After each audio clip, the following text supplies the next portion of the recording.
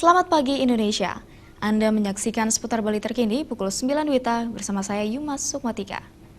Pemirsa, Panwaslu Kabupaten Karangasem menemukan 4 pelanggaran sepanjang masa kampanye pemilihan Bupati dan Wakil Bupati Karangasem.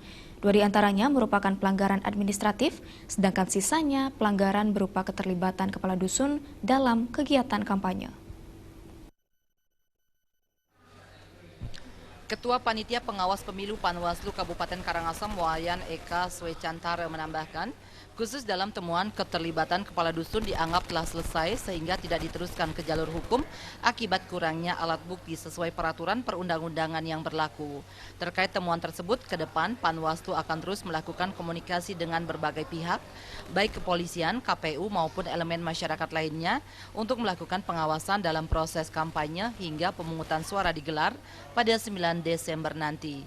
Panwaslu juga menghimbau masyarakat dan 3 pasangan calon bupati dan wakil bupati Karangasem agar mengikuti peraturan yang telah diberlakukan dalam pelaksanaan pilkada dengan tujuan menciptakan pilkada yang bersih dan sehat.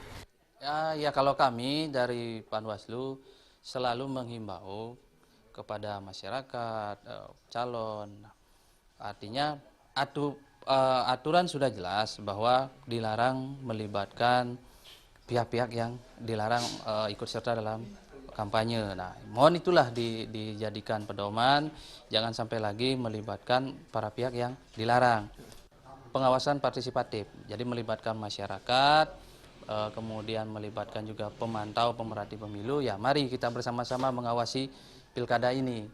Jadi biar tidaklah Karangasem ini dianggap memang meskipun marak, akan tetapi ya kami yakin masyarakat sudah jauh lebih cerdas, jadi tidaklah seperti yang dibayangkan nanti.